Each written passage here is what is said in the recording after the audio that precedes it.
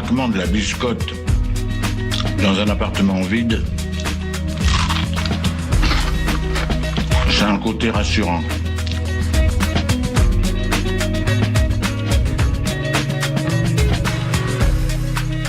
Le réveil à l'ouest,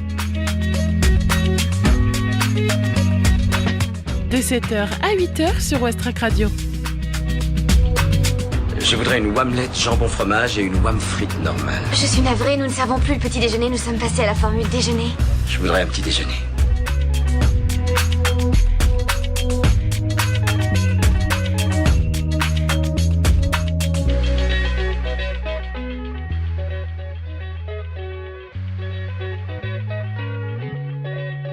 Bonjour tout le monde, c'est Margot avec vous. Merci d'être sur Westrack. Il est actuellement 7h passé de 1 minute. J'espère que vous avez passé un bon week-end et que vous êtes en forme pour cette nouvelle semaine de reprise qui nous attend. Au programme, il y aura d'abord la météo, l'infotrafic et on retrouvera Isabelle pour la revue de presse de lundi. Mais il y aura aussi la chronique sport local, l'agenda sorti de ce soir et puis de la bonne musique tout au long de cette heure. Bon réveil à tous, on commence en premier avec les actus locales. 7h, les infos locales sur Westrack Radio.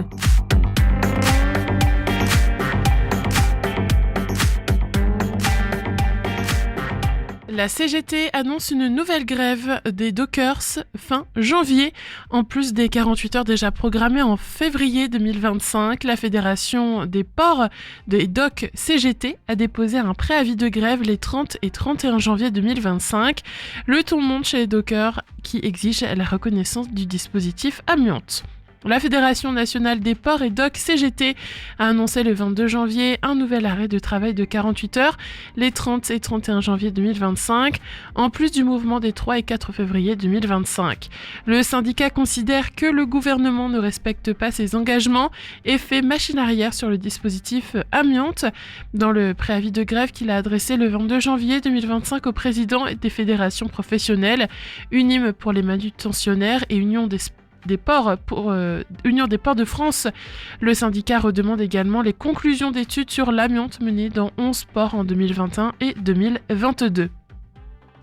Il rappelle que le ministère des Transports avait ouvert la porte aux négociations en décembre 2024 pour refermer sans explication aucune début 2025. La Fédération CGT des ports et docks avance l'organisation d'une nouvelle réunion le 3 février 2025 afin d'envisager d'éventuelles modalités de lutte complémentaires si le gouvernement ne reconsidère pas sa position très rapidement.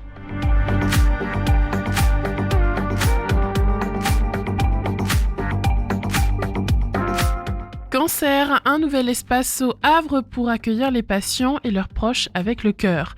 Dès son annonce, pendant ou après un cancer, l'espace Ligue est un lieu d'accueil, d'écoute et d'information à destination de tous les patients, mais aussi de leurs proches. Celui du Havre vient de s'installer dans de nouveaux locaux en plein centre-ville. Un espace Ligue, c'est un lieu non médicalisé dédié aux personnes touchées par le cancer et à leurs proches pour bénéficier d'un accompagnement gratuit. Nous sommes là pour accueillir les gens avec notre cœur, avec les soins de support, mais nous n'intervenons pas surtout sur ce qui est médical, explique Laurence Lagneux, référente de l'espace Ligue du Havre et vice-présidente du comité 76 de la Ligue contre le cancer. Cet espace centralise de nombreuses informations, y compris les contacts d'autres associations. C'est donc un lieu d'accueil, d'écoute et d'information dont il ne faut pas hésiter à pousser la porte pour échanger avec des bénévoles formés. Les patients et anciens patients y trouvent essentiellement des soins de support et de bien-être. Il vise à diminuer les effets secondaires pendant et après les traitements et à assurer une meilleure qualité de vie aux patients sur le plan physique, psychologique et social. Les patients peuvent accéder gratuitement toujours à des séances de socio-esthétique. L'espace Ligue du Havre propose actuellement des sessions d'activité physique adaptées avec le dispositif IMAPAC, un groupe de convivialité pour discuter, de préférence d'autres choses, en pratiquant des activités à vue le jour. Prochainement, un groupe de parole se montrera autour d'un psychologue. De même, en février, de la sophrologie de groupe sera mise en place. Espace Ligue contre le cancer, c'est donc au 8 rue Ernest Renan au Havre. Pendant quelques semaines encore, l'espace fonctionne à la demande, mais à compter du 1er mars 2025, il sera ouvert du lundi au vendredi de 10h à 12h30 et de 13h30 à 16h.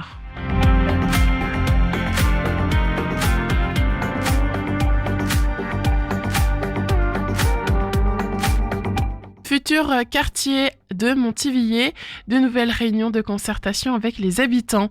Un atelier énergie aura lieu le mercredi 5 février, tandis qu'une réunion publique de bilan sera organisée le mardi 18 mars. Des rendez-vous ouverts à tous les Montivillons autour du projet, visant à construire plus de 400 logements d'ici à 2035 à l'ouest de la ville. Il doit être construit sur 15 hectares entourés de verdure entre 2029 et 2035 à l'ouest de la ville pour proposer un maximum de 428 logements individuels et collectifs et répondre à une forte demande. Le projet du nouveau quartier de Montivilliers fait l'objet d'une concertation avec les habitants. Après une réunion publique le 28 novembre 2024, ces échanges préalables à la création d'une zone d'aménagement concerté, ZAC, se poursuivent à travers un atelier spécifique pour les habitants de la rue de Réauté, de la route d'Octeville. En outre, afin que la transition écologique reste au cœur du projet, dit la ville, un atelier énergie sera ouvert à tous les Montivillons et animé par Marie Attino le mercredi 5 février à 19h au centre social Jean Moulin. Aussi, la ville a lancé le 8 janvier 2025 la procédure de consultation pour l'attribution de la concession d'aménagement de la ZAC. Son cahier des charges a été élaboré grâce aux premières phases de concertation. Une mise en concurrence permettra de sélectionner un aménageur qui devra respecter des critères environnementaux ambitieux et notamment le label Habitat et qualité de vie, souligne-t-on en mairie. Les candidatures des concessionnaires sont attendues au plus tard le 10 février 2025. Le bilan de la concertation sera fourni aux candidats retenus qui devront rédiger une offre à partir du printemps. Le partenaire privé sera ensuite désigné. Les habitants peuvent faire part de leurs remarques jusqu'au 28 février par mail à nouveauquartier@ville-montivilliers.fr.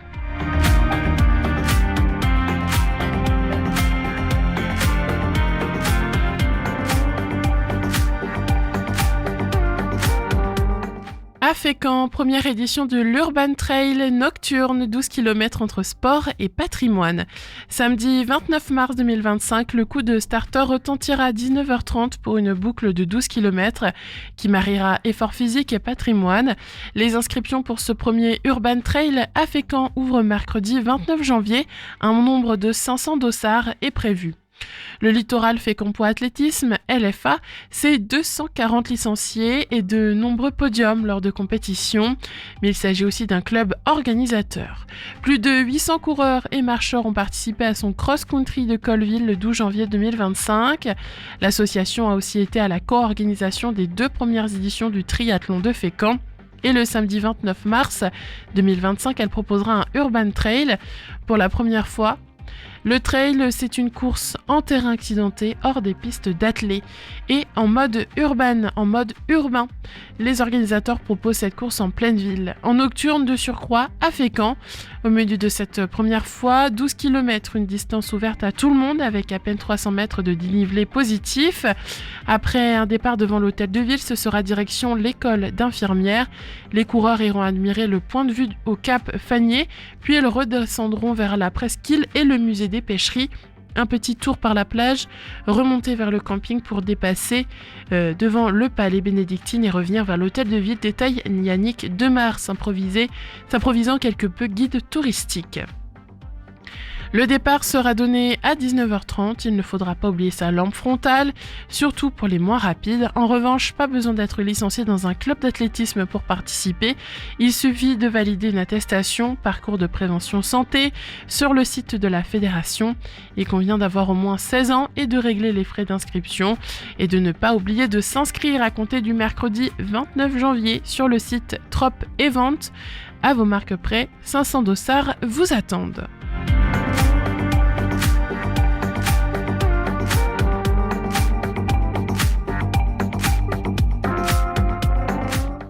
Football, Ligue 1, battu par Brest, le HAC concède une 5e défaite consécutive à domicile. Nouveau revers au stade Océane pour le Havre AC ce dimanche 26 janvier 2025. Les Ciels et Marines ont concédé une 5e défaite consécutive à domicile contre le stade brestois. 0-1, la faute à une première mi-temps ratée. Les week-ends se suivent et se ressemblent au stade Océane, à la recherche d'une victoire à domicile depuis le 3 novembre dernier. Le HAC s'est encore incliné pour la 4e fois d'affilée dans son antre. Ce dimanche 26 janvier, c'est le stade brestois qui est reparti avec les 3 points de la victoire. Les Ciels et Marines attaquent la rencontre avec certes de l'envie, mais surtout de grosses lacunes techniques. L'une d'entre elles amène l'ouverture du score. Surpris de se retrouver avec le ballon dans ses 6 mètres après un corner, Dargaline tergiverse, il tente une passe maladroite vers Gorgelin, mais c'est Ajorc, le buteur brestois, qui se jette pour pousser le cuir au fond des filets. 0-1 à la 25e minute. Le HAC plie et doit s'en remettre au sauvetage de Leuris sur la ligne, 11e et la 28e, ou de Gorgelin, la 50e, pour ne pas rompre avant que la tendance ne s'inverse. Sous l'impulsion de Diawara et Hassan, ces nouvelles recrues, entrées à la pause, les Ciels et Marines mettent enfin le pied sur le ballon. Hassan passe même tout proche d'égaliser, mais sa tête heurte le poteau de Bizot à la 65e minute. Cela sera finalement insuffisant puisque le score n'évoluera pas jusqu'au coup de sifflet final.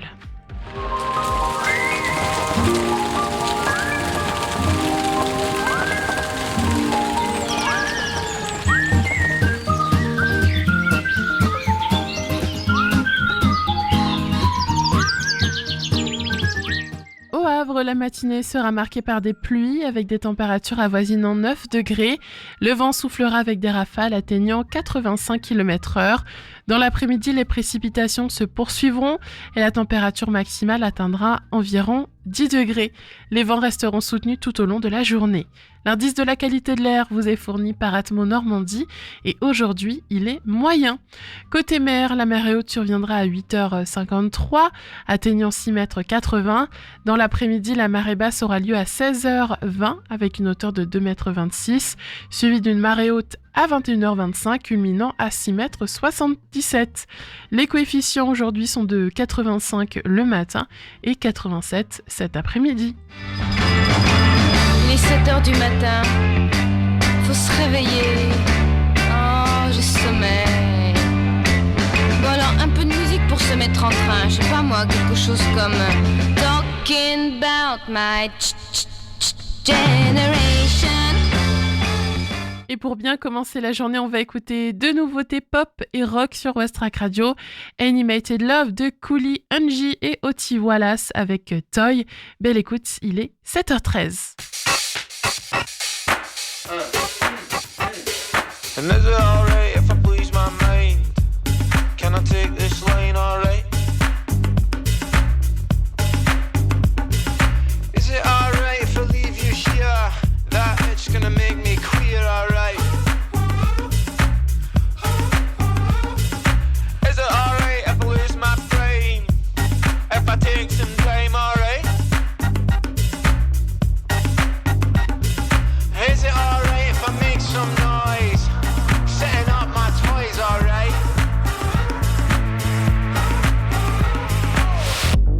I get no, I feel no, I want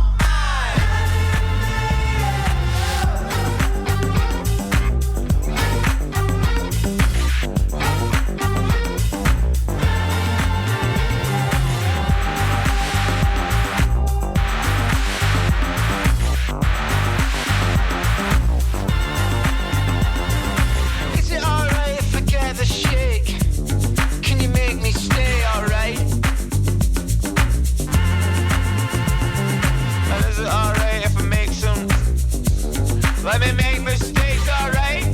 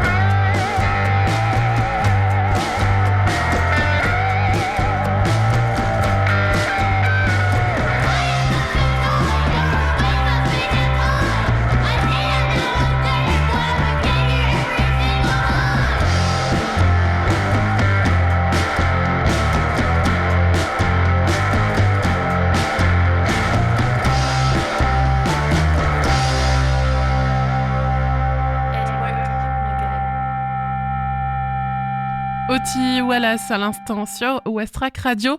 Il est 7h19. Tout de suite, un point sur l'état de nos routes.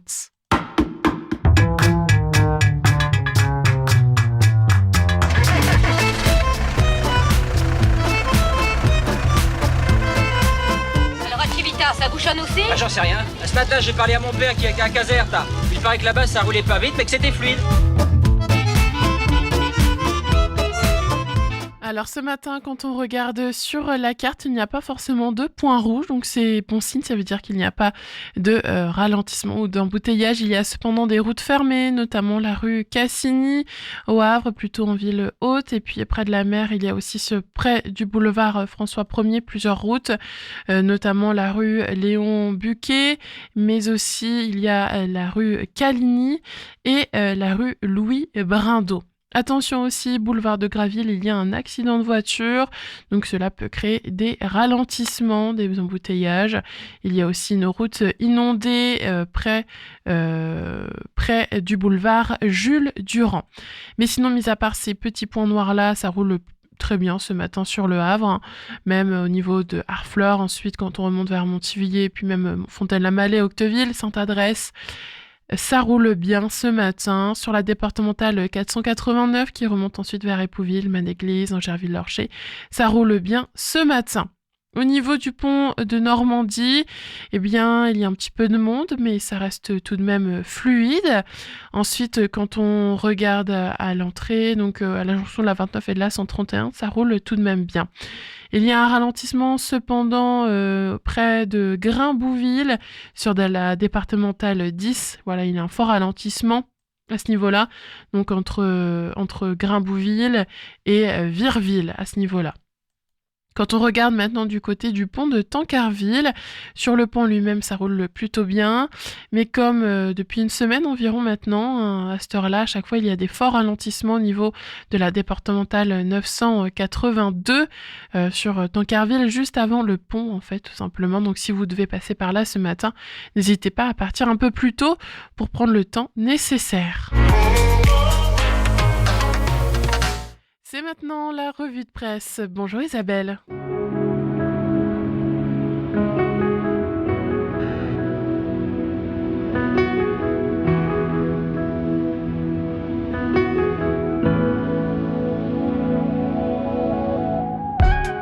Bonjour Margot, bonjour à toutes, bonjour à tous. Lors des entretiens d'embauche et sur les questionnaires, il est parfois question de centre d'intérêt. Alors, depuis 1992, on connaît la loi Aubry, elle encadre le recrutement et dispose que les questions posées à un candidat doivent se limiter à apprécier sa capacité à occuper l'emploi proposé ou ses aptitudes professionnelles. Et pourtant, lors de l'entretien, on est amené à parler de ses loisirs, de ses hobbies, par exemple le sport. Et c'est vrai que certains témoignages, alors c'est dans un grand article du Monde, le 22 janvier dernier, c'est un grand article du Monde qui en fait état, un témoignage qui dit « La pratique du sport reste un argument à l'embauche, car par exemple, dit le candidat, on s'est retrouvé sur des valeurs qui vont avec ma pratique, comme la détermination, la rigueur ou l'organisation. » C'est vrai qu'évaluer le poids du loisir peut s'avérer complexe, mais on peut parler aussi de lecture, de voyage, ou bien de loisirs par exemple atypiques comme la danse classique. Certains employeurs disent même, on peut me parler de séries américaines, de cuisine ou de régions d'origine. Je vais surtout évaluer l'implication dans le sujet et l'ouverture. Il faut rappeler quand même que la plupart des employeurs n'ont pas fait de formation en ressources humaines. Ils font avec leur feeling, leurs présupposés, leurs croyances. Et c'est une enseignante chercheuse en psychologie du travail et des organisations à l'Université de Bordeaux, Sonia Labeyron, qui le souligne. Elle dit effectivement, évaluer le poids du loisir est un exercice peut-être impossible. À diplôme égal, les recruteurs font appel aux soft skills, c'est-à-dire ces compétences sociales et comportementales, mais il s'agit d'une science inexacte. Alors, on remarque effectivement, si on tient compte de ces centres d'intérêt. C'est Camille Dupuis, qui est sociologue du travail et des relations professionnelles à l'Université Paris-Saclay, qui le constate. On constate donc que chacun a tendance à recruter des personnes un peu comme lui ou comme elle, issues du même genre d'école, du même milieu social, qui s'habillent ou s'expriment pareil. Par exemple, un autre témoignage d'une jeune femme qui cite son expérience de scout. Et évidemment, l'employeur avait une pareille expérience. Du coup, le lien se crée facilement par le partage implicite des valeurs. C'est sécurisant pour les futurs employés, mais aussi pour les employeurs, en particulier dans les petites entreprises. Les activités extrascolaires ont, c'est vrai, une valeur très forte. Cependant, c'est une forme de reproduction sociale en entreprise qui s'établit. Parce que ces biais de recrutement, par exemple, on le sait, dans certains secteurs qui sont très masculinisés, si on parle de la culture geek, dans le secteur de l'informatique, ce hobby aura tendance à défavoriser les femmes. Alors, du coup, on recrute des gens qui nous ressemblent, puis on se socialise ensemble. Alors qu'en fait, au lieu d'avoir des clones, et c'est Anne-Cécile Chénaud, DRH d'une unité commerciale d'Hermès, qui l'affirme, pour qu'une équipe fonctionne bien, il faut des individus avec des personnalités et des compétences complémentaires. Surtout que, quand les hobbies jouent tout au long d'un parcours scolaire, ils restent source d'inégalités. Les étudiants, par exemple, issus des milieux sociaux les plus favorisés, ont depuis leur jeune âge des emplois du temps extensifs, avec beaucoup d'activités à côté de l'école. C'est Camille Dupuis qui le remarque. Le petit plus d'une activité extrascolaire, lorsqu'il différencie un dossier à l'entrée en master, en stage, puis dans un premier emploi, finit par peser tout son poids. Mais à ce moment-là, on tombe dans le travers que soulignait Pierre Bourdieu dans son ouvrage La Distinction, en 1979, la culture légitime. C'est un concept qui désigne l'ensemble des pratiques culturelles valorisées dans une société. Selon le sociologue, elle permet aux classes sociales les plus aisées de se reconnaître dans des goûts partagés, mais aussi de se différencier. Alors c'est vrai que, par exemple, être capable d'exprimer et de défendre un jugement culturel sur un film, par exemple, ou sur un livre, ou un ouvrage, est une compétence qui peut être paradoxalement utile dans le monde du travail. En fait, c'est sans doute pas naturel, mais cela peut s'apprendre, et c'est une future employée qui le dit, cela peut se travailler. On commence parce qu'on aime le cinéma, par exemple, puis on se force à savoir en parler. Et la jeune femme raconte passer du temps à lire des critiques, à travailler à se faire un avis. Et pour elle, cela a déjà porté ses fruits au cours de plusieurs entretiens. En fait, le travail dépasse son statut d'activité productive. C'est un espace de sociabilité et donc, évidemment, de reproduction des inégalités sociales au même titre que la famille ou l'école. C'est Camille Dupuis qui le remarque. Conclusion, il faut faire feu de tout bois. Au revoir, merci, bonne semaine, au revoir Margot.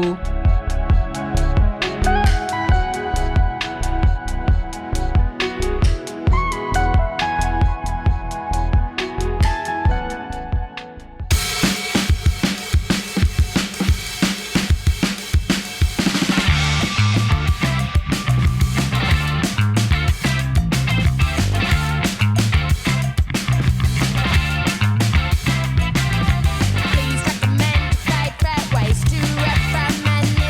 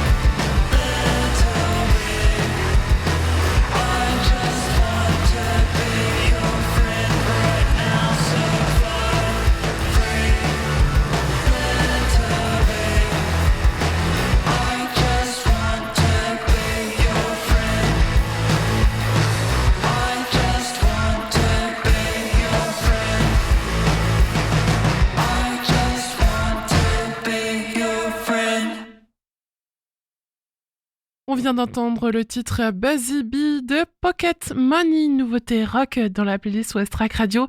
Merci de votre fidélité, il est 7h33. C'est le réveil à l'Ouest. Je voudrais un petit déjeuner. Vous n'en aurez pas en un surplus. Oui, vous venez de le dire. Et ce matin, dans la chronique Sport Local du lundi, on parle basket et de la mauvaise soirée du STB Le Havre en National 1. Vendredi, sur le parquet de Feur, les Havrais se sont lourdement inclinés, 83-66. Une défaite marquée par trop d'irrégularités et un effondrement total en fin de match. Dès le début, on a senti que ce n'était pas leur soirée. Entre perte de balles et maladresse, ils signent un premier carton raté, laissant Feur prendre un bel avantage, 25-13. Feur, bien plus en place, en profite pour imposer son rythme. Heureusement, après une grosse remontée de bretelles à la pause, le Havre réagit, plus agressif en défense et efficace à l'intérieur. Ils reviennent à 3 points à la mi-temps, 37-34, et même en début de seconde période. On y croit, ils recollent au score, 40-40. Mais voilà, le courant ne passe pas longtemps, ils craquent à nouveau, encaissant un 11-0 et multiplient les erreurs comme 2 fautes antisportives qui leur coûtent cher. En fin de match, ils sombrent simplement et complètement incapables de stopper les joueurs de Feur qui sont totalement en feu, notamment l'américain Busky. Résultat, une 4e défaite de saison avec un avertissement clair. Il faudra être bien plus constant pour la suite du championnat. Le STB doit vite alors tirer les leçons de ce faux pas car le statut de leader ne pardonne pas. Avant de faire un nouveau point sur les actualités locales, je vous propose d'écouter Anjou, un titre de Choses sauvages sorti l'année dernière, 7h35 sur West Track.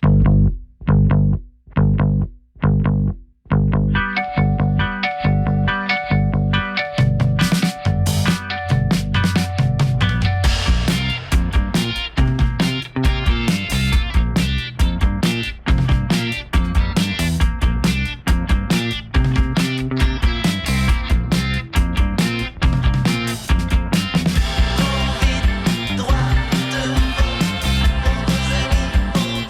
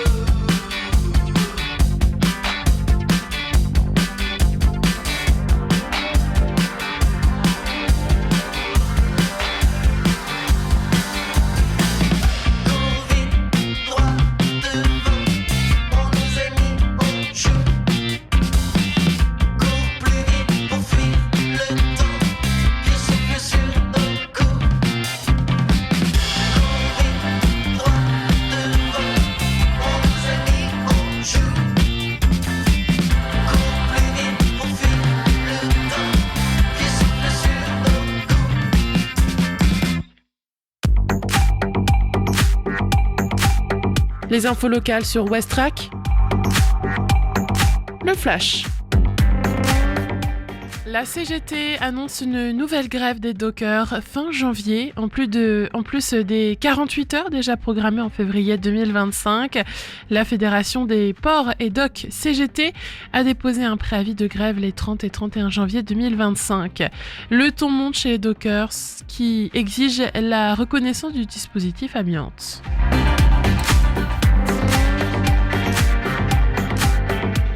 Cancer, un nouvel espace au Havre pour accueillir les patients et leurs proches avec le cœur.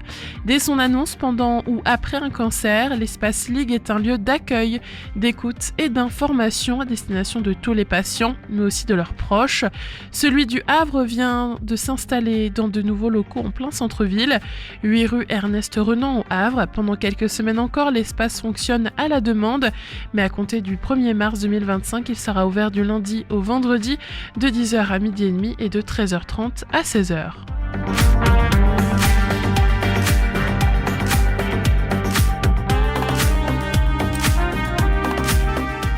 Futur quartier de Montivilliers, de nouvelles réunions de concertation avec les habitants.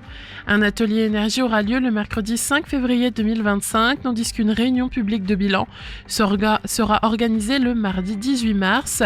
Des rendez-vous ouverts à tous les Montivillons autour du projet visant à construire plus de 400 logements d'ici à 2035 à l'ouest de la ville.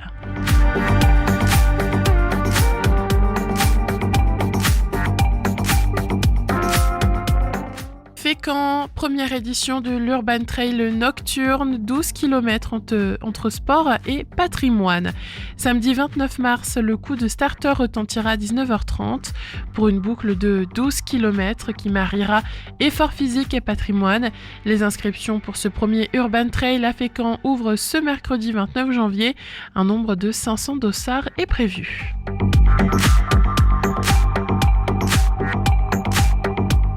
Et enfin, football, Ligue 1, battu par Brest, le HAC concède une 5e défaite consécutive à domicile.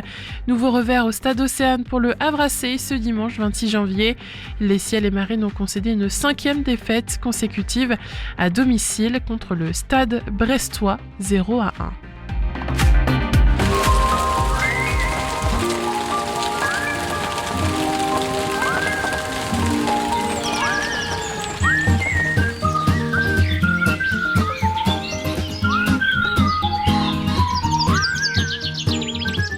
Au Havre, la matinée sera pluvieuse avec des températures avoisinant 9 degrés. Le vent soufflera en rafale pouvant atteindre 85 km/h. L'après-midi, les précipitations persisteront et la température maximale grimpera jusqu'à 10 degrés. Les vents resteront soutenus tout au long de la journée. Concernant la qualité de l'air, l'indice fourni par Atmo Normandie indique un niveau moyen pour aujourd'hui.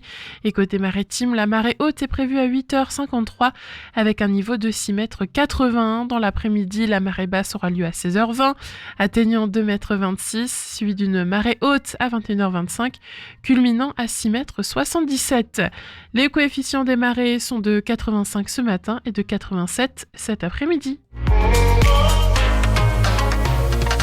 Place à la musique maintenant, dans un instant, détour des Canadiens, la sécurité, et nous on se retrouvera juste après pour faire l'agenda sortie de ce soir. Bon début de journée sur Westrack, il est 7h43.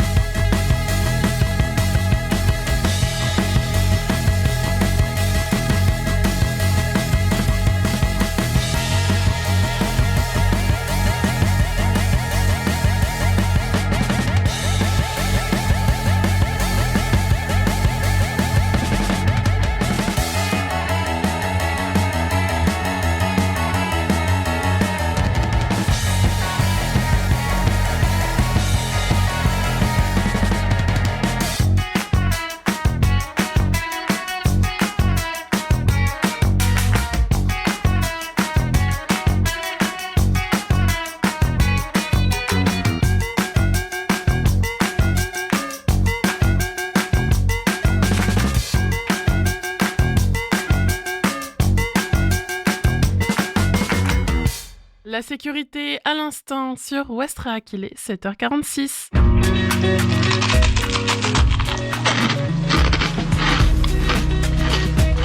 Je trouve que le craquement de la biscotte dans un appartement vide,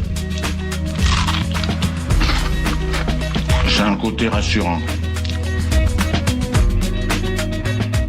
Ce soir, foncez au Volcan pour une magnifique représentation de Mycélium, un spectacle du ballet de l'Opéra de Lyon par Christophe Papadopoulos. Le mycélium, qu'est-ce que c'est ? Bien, c'est l'appareil végétatif ou du champignon, un réseau qui met en relation et nourrit les arbres par les racines. Ce merveilleux processus, Christophe Papadoulos s'en est inspiré pour imaginer un chœur gestuel tout en courbe et fluidité. Pris dans une pulsation sonore hypnotisante, ce corps mouvant évolue et se déplace avec grâce à la manière d'un banc de poisson. Un ballet organique à ne manquer sous aucun prétexte. Donc je rappelle que c'est ce soir à 19h, spectacle de 1h dans la grande salle du Volcan Niemeyer à partir de 10 ans. Tarif de 5 à 35 €. Il nous reste encore quelques minutes ensemble sur Westrack, donc environ 10 minutes. Et c'est parfait car je voulais qu'on écoute un titre du groupe suisse Cocon Javel, la découverte musicale Ferrarock de la semaine. J'ai choisi pour vous Alright. Lucie vous parlera plus en détail de leur album ce soir, donc entre 17h et 18h, dans son émission Le Mag à l'Ouest. Westrack et la Fédération des radios associatives Musiques Actuelles, la Ferrarock, vous partagent la découverte musicale du jour.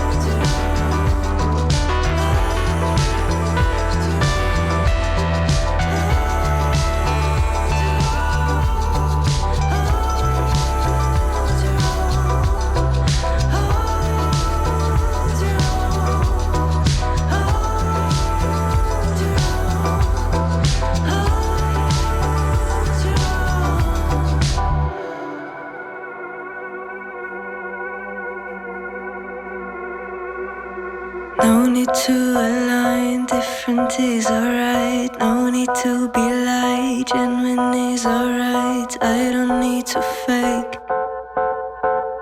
being is alright. Et voilà, il est maintenant l'heure de se dire au revoir. J'ai passé un très bon moment à vos côtés. On se retrouve demain de 7h à 8h. Dans quelques minutes, il y aura le journal national et international. Et ensuite, c'est Lucie qui prendra le micro jusqu'à midi. En attendant, portez-vous bien et bonne journée à l'écoute de Westrack Radio. On se quitte en musique avec Dolbo de Galaxy. C'était un plaisir de vous retrouver ce matin. Puis avant de lancer cette musique, je voulais passer un petit message et avoir une pensée pour Patrick de Free and Easy, un des bénévoles de Westrack qui nous a malheureusement quittés ce week-end. Donc voilà, on lui souhaite d'aller bien aussi dans la galaxie, telle une étoile. Belle écoute. Yeah!